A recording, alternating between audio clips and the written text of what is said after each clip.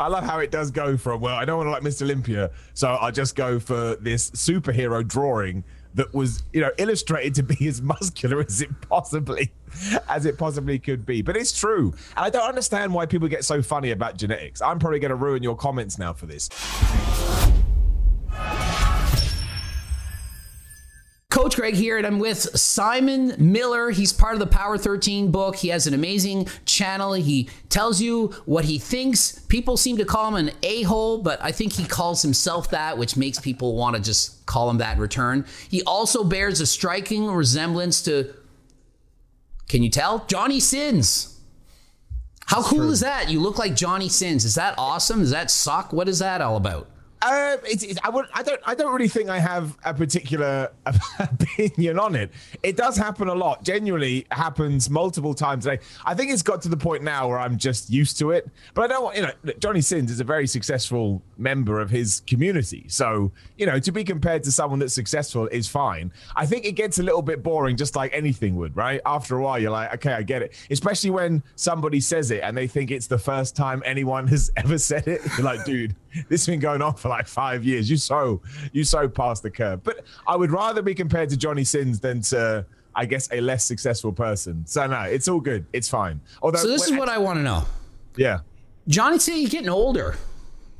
You're going to retire. Would you take over? If asked, if you could be Johnny Sins and do what he does, would you ever consider doing it? Absolutely millions of dollars. No, it's not. I couldn't do it, Greg. I couldn't do it. I do not have that chemical makeup. As soon, like, I could pretend that I was going to do it, and then as soon as I'd get into the filming area, I'd be like, I'm really sorry, guys. Things aren't working in the way that they're meant to because I'm way too nervous. I've just got to go. I'll be his head double. That's fine. I do that, but everything below the waist. Could you do it? Like, genuinely, forget the Johnny Sins thing. If someone said, Greg, we'll pay you millions of dollars to be in one of those movies, I suppose we'll go with. I honestly couldn't do it. I really couldn't.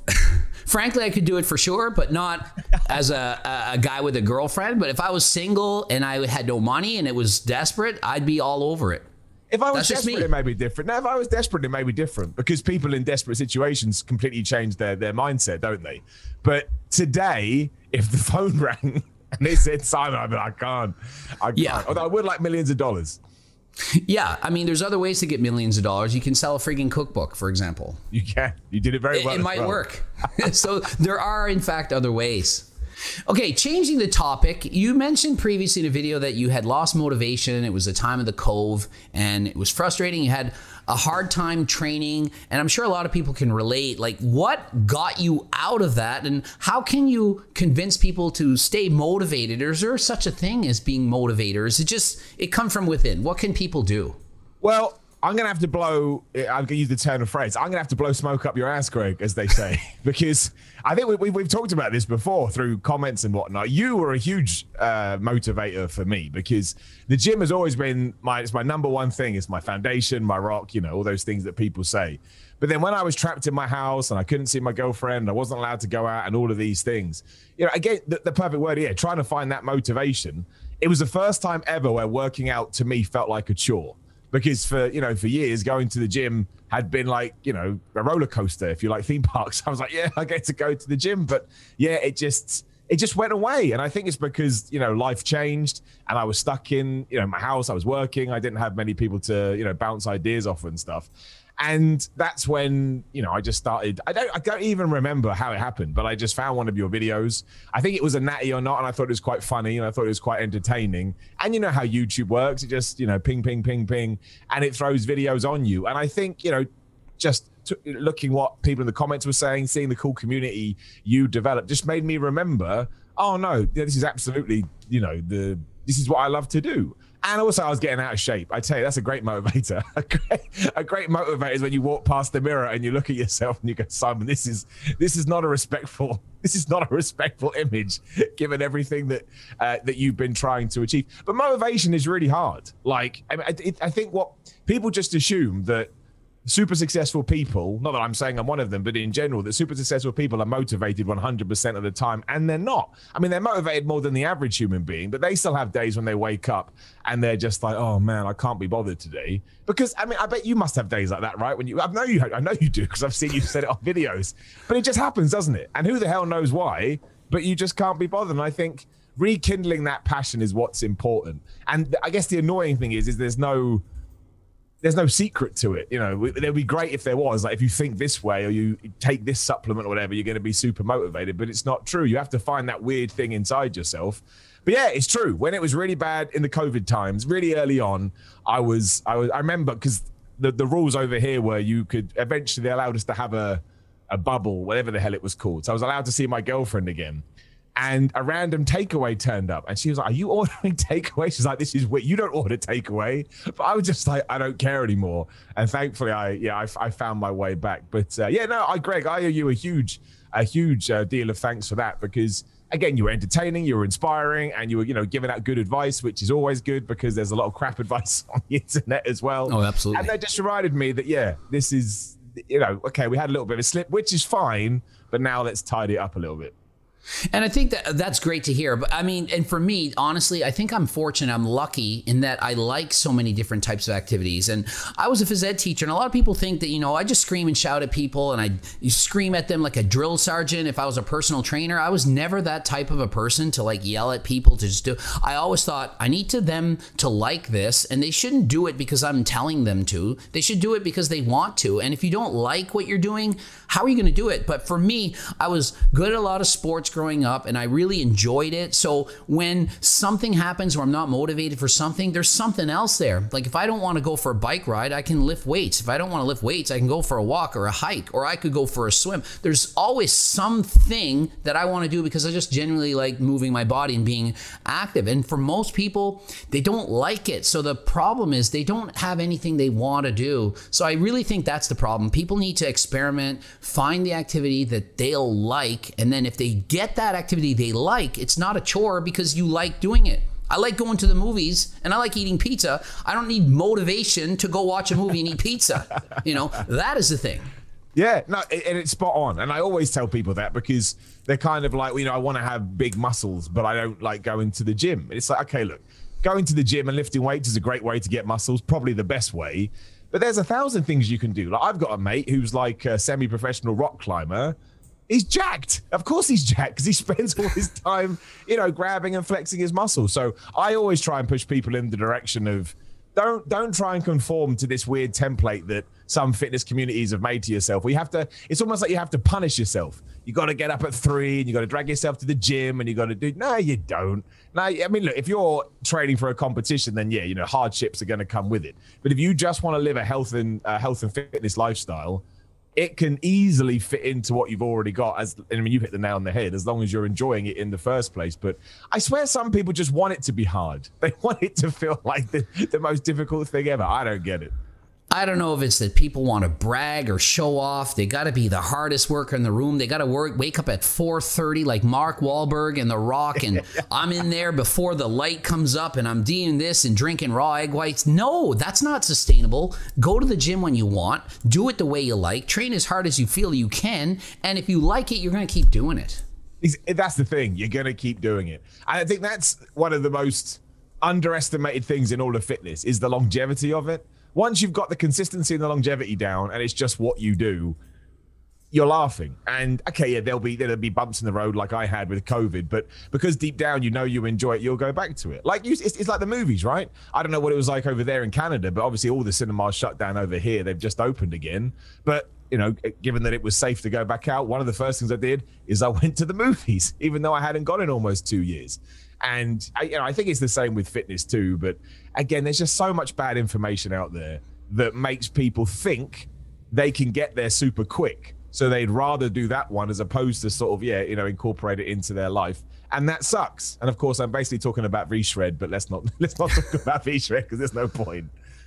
Yeah, and absolutely. It was the same here. The movie theaters are shut down. The gyms are shut down, and they opened up recently. And that was the first thing I wanted to do, get back in there. Now, unfortunately, the gyms opened back up. People didn't go back. I went, I'm like, How's there no lineup to get in right now? Like, nobody's at the gym, and granted, it is summer, but I think a lot of people got out of it for so long that they just don't do that. So I think that there's a huge impact in health and fitness on the time of the cove, as I like to call it, that people just have lost their passion for health and fitness. I would believe that obesity's the levels are up, and there's probably going to be a lot more illnesses with cardiovascular diseases and so on as a result of this pandemic. But enough of that. Who wants to talk about that? I'm more interested in this. You used to be a professional wrestler, and you're still involved in this quite heavily with YouTube channels and whatnot. And what exactly got into that, and can you talk a little bit about that?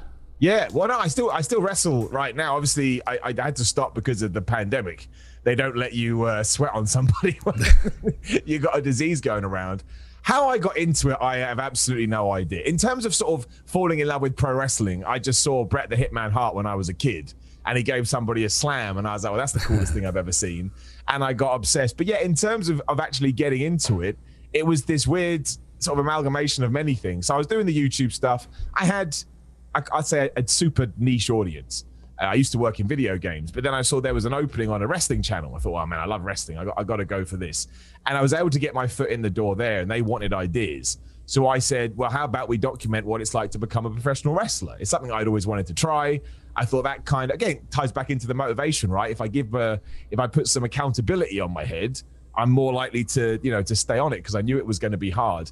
And I had such a good time doing it that, when we'd done the series and when it was time to go out there and start, because I had my first match, I got such a buzz from it. I was like, screw it. I'm going to keep doing it. So yeah, I can't tell you what I get from it. I have absolutely no idea. But so I had my first match probably after the pandemic, probably a couple of months ago. And I woke up the next day and I thought I'd be hit by a bus. Like, I was in so much pain. I was like, why do we do this? But in the moment when you got the adrenaline running and it all comes together, yeah, it's just absolutely, it's absolutely awesome. And the other cool thing about it as well is that it also, it's what it does. It ties into fitness, right? So if I don't want to do cardio on a certain day, I'm like, well, you better do it, because you got to be in the ring tomorrow night, and you don't want to blow up. You want to look good and all of these things. So when all that came together as well, I don't know. It just ticked a box I think I was missing. And all our subject themes are coming back round again. I just really enjoyed it. And I think if you enjoy something, just throw yourself into it and see where it goes. And is wrestling, is it kind of like going to a photo shoot? Because I'm curious to this, because like if I had to have my shirt off and take a photo for something, I'm probably skipping supper that day, because I don't want to look like a bloated whale of some sort. So do you have to change your diet before doing an actual match? You have to like cut water, cut carbs, carb load. Like what do you do to prepare for one of these matches? Yeah, I don't eat carbs on on days I've got matches, which can be really hard, because again, this past weekend I had a match on Saturday and Sunday. So sort of, by Sunday afternoon, you're feeling pretty, but I'll put some carbs after, when I've had my first match, I will eat some carbs. But yeah, you do. But I've got a lot better with that. This is a conversation I was having on my channel the other day. Like, you need to look a certain way. Well, no, it's better to look a certain way if you are a professional wrestler. Obviously, you want all shapes and sizes. But if you are going for that, I'm a muscular guy look, you want to ensure that you get that across to the audience. But the best way it was described to me was, you can't, you're in, because I grew up with bodybuilding, right? I love body. When it came to physiques, I understood that I was never going to be able to get there. But in my head, that was the absolute dream. And then a good wrestler friend of mine said one day, look, you can't think of wrestling like that. You just need to look like you can kick somebody's ass. That's it. As long as they believe you as a fighter. But because I am into the whole fitness stuff, I will always muck around with my diet, and I'll reduce my water intake and stuff. But that can affect your performance too. And I've certainly have matches where, like, man, I'm pooped now because I haven't given myself any energy. So you do need to find that balance. But in a wrestling locker room, with the dudes that are walking around, like I say, with six packs and are all jacked, they're all like, I'm so hungry, because nobody eats anything. But it's the nature of the beast. It's a difficult balance to find. I will say that it's really difficult, because you said, like, when you go to do a photo shoot, or a competition, as you know better than anybody, you completely change your mindset to how you would in your day-to-day life, because it's a completely set of circumstances. I find it just goes to show just how much pressure is to look a certain way, whether you're a female and you're looking on Instagram and you see the bikini bodies, or if you're a guy trying to look tough, or a wrestler. You just said the wrestlers are walking around starving. You would think in your head they don't care how people think they look. They're wrestlers, they're macho men, but literally they're trying to have the six packs just like the Gymshark models. So there's no real difference here. Everyone is trying to look a certain way to fit into societal pressures to have the dream body.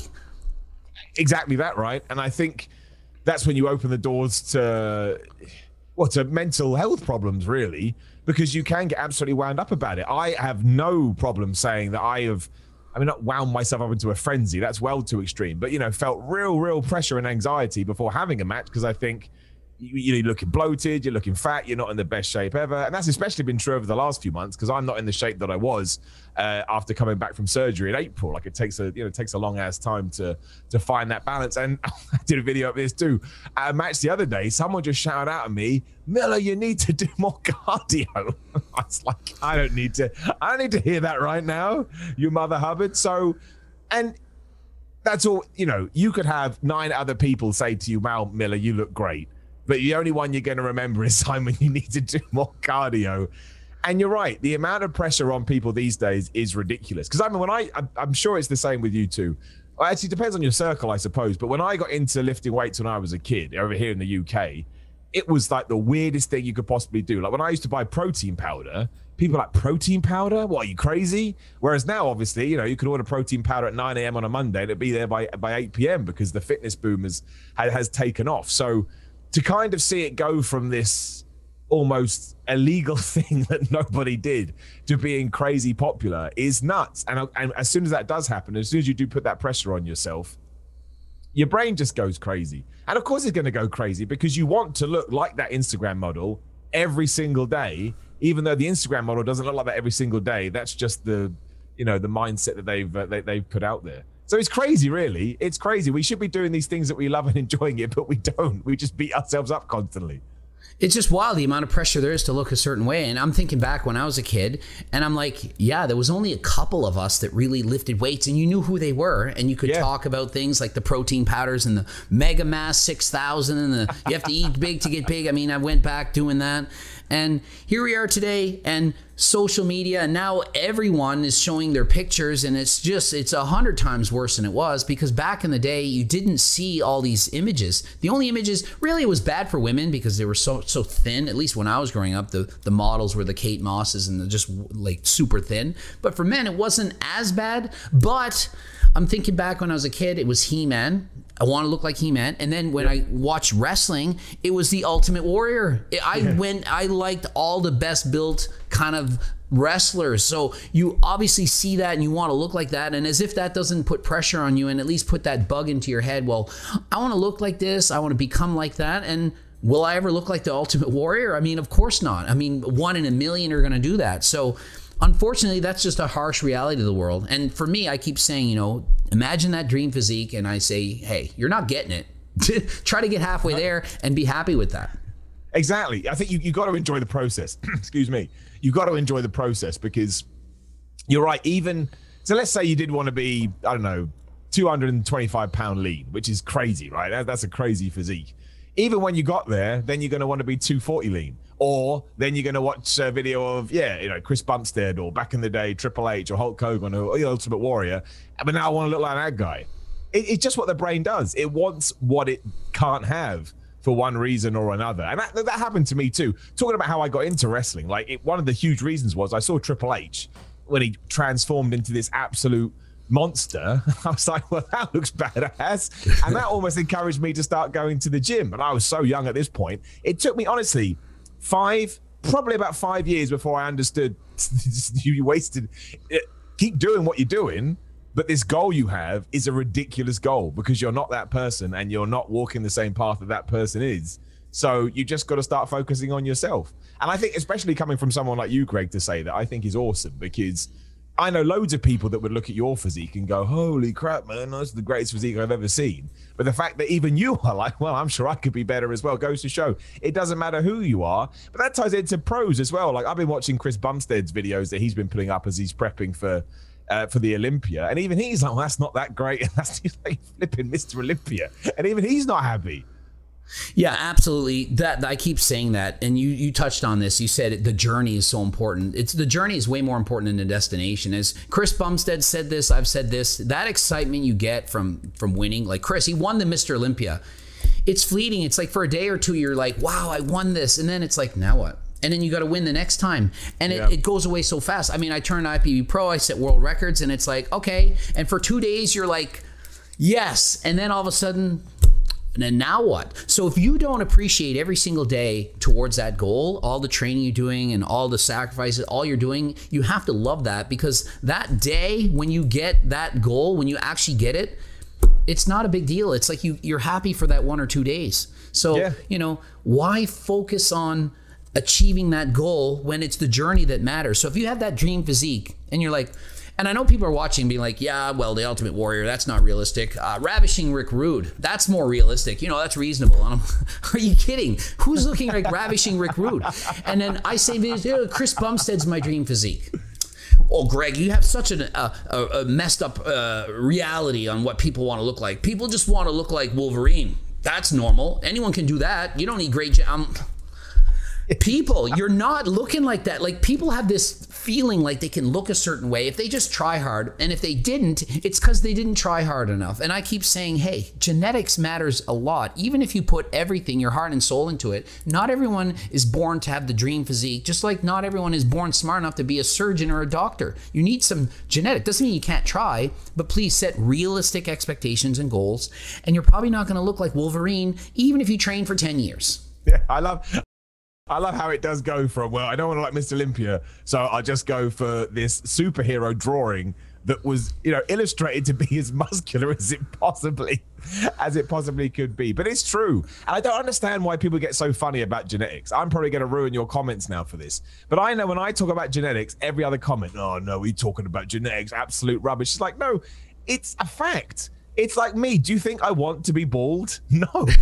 But that was just, you know, I started losing my hair. And surprise, surprise, my brother lost his hair. My dad lost his hair. My granddad lost his hair.